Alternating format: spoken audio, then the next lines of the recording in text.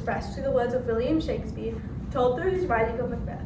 Life is a tale told by an idiot, full of sound and fury, signifying nothing. It is through the constant presence of our mortality that we are subject to the experience of the mundanity of life, alongside the constant reminder of our vulnerability and susceptibility to death. This is a factor specifically prevalent within the lives of every single human being, considering death's role as an inevitable event in every one of our lives. A concept that can be considered a race against time that each of us will experience within our lives.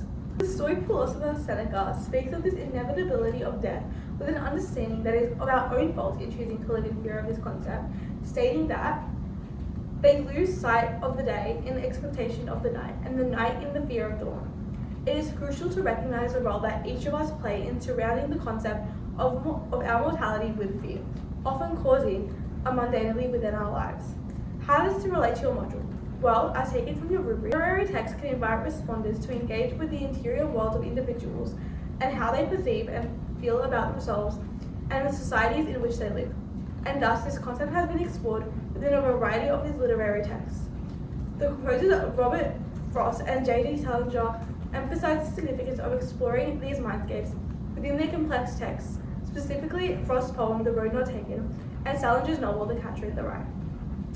This inability to live our lives to their fullest capacity can be linked to various limitations that contribute to our mortality.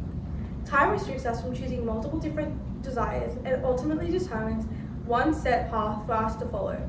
Robert Frost emphasizes the significance that time and mortality have on our desires through his infamous decision on which path to take in the Yellow Wood, within his narrative poem The Road Not Taken. Specifically, how we are made to follow one path without recognizing if the other path would have led to a greater future. It is due to our obsession with choosing the best possible path in which we are restricted to choosing only one as a result of our own race against time, that we miss opportunities that present ourselves as time progresses, leading to further regret and uncertainty, a concept Frost familiarizes us with. Yet knowing way leads on to way, I doubted if I should ever come back. This acknowledges the uncertainty with every decision we make, specifically when we acknowledge the opportunities that will inevitably present themselves. Regret causes us to look at our current choices, specifically as new possibilities present themselves as time progresses, suggesting that the linear progression of time and experience. The inevitability of regret when making significant choices, as enforced by the limitations of time, can often lead to a cycle of dissatisfaction. In the poem's end, Frost leaves us with a vague conclusion, failing to include his own personal feelings towards where he had ended up. The poem's end is left for our own interpretation. However, it can be suggested that Frost's perspective, which was written before the outcome of his chosen path has been revealed, that we truly cannot be certain that the path we have taken was either right or wrong.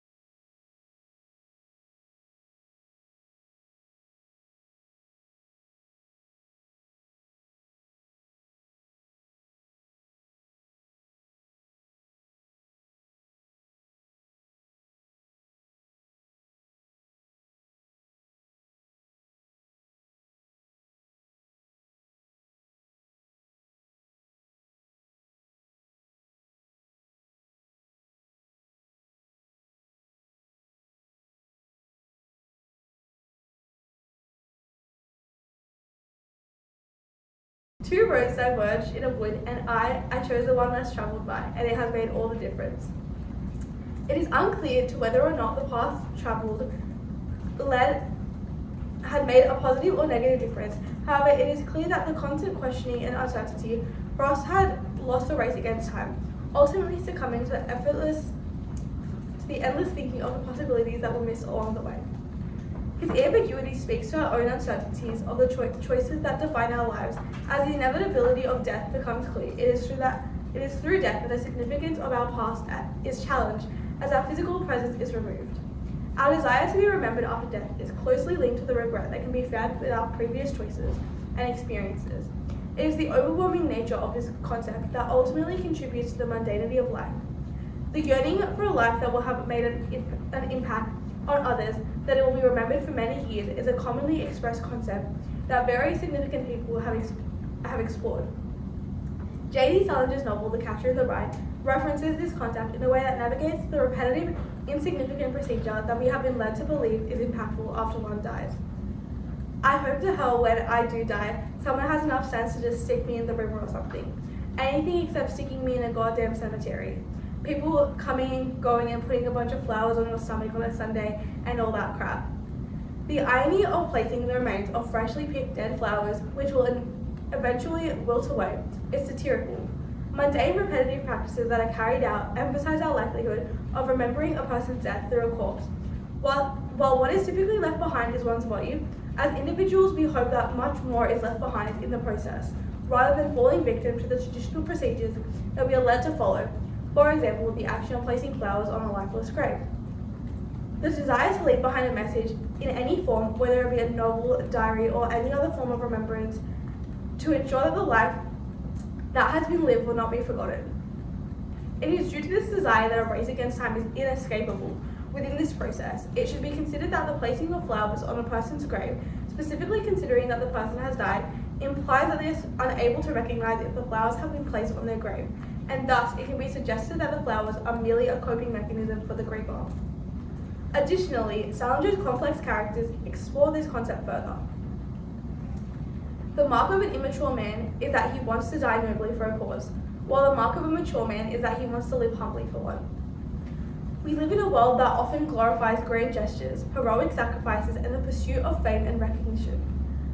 Salinger deters from this idyllic notion, emphasizing the significance of humanity and humility when striving to be remembered. It is striving to make a tangible impact in the present moments we live in that individuals on this quest typically overlook, in search for materialistic rewards to be remembered by. As when we are in a competition with time, it is easy to aim for the fastest possible path to success. As time relentlessly ticks away, we are forced to reflect on our past, often longing for simpler times. In the closing of The Catcher in the Rye, Holden reveals a poignant truth. He misses the people he talked about, even those he didn't like. This captures the essence of our human experience, that as time passes, we come to terms with our choices and the people who have touched our lives, for better or for worse.